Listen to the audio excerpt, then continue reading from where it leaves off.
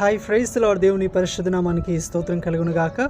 ఈరోజు దేవుని వాగ్దానము కీర్తనల గ్రంథము 128వ అధ్యాయం 2వ వచనము. నీ చేతుల కష్టార్జితమును నీవు అనుభవించదవు.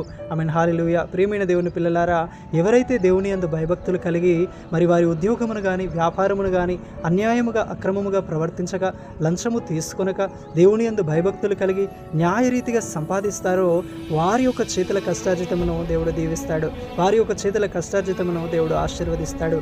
వారి యొక్క మరి శాలరీ, వారి యొక్క లాభము మరి హాస్పిటల్ పాలు కాకుండా, దొంగల పాలు కాకుండా వారు అనుభవించినట్లుగా, వారు ఆశీర్వదించబడి అభివృద్ధి పొందినట్లుగా దేవుడు తన కృపను దయచేస్తాడు.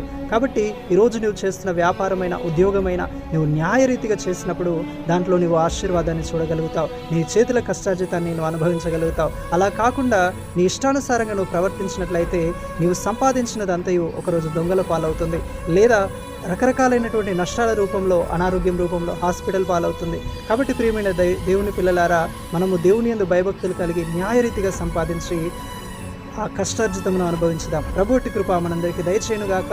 ఆమేన్. Praise the Lord. May God bless you all.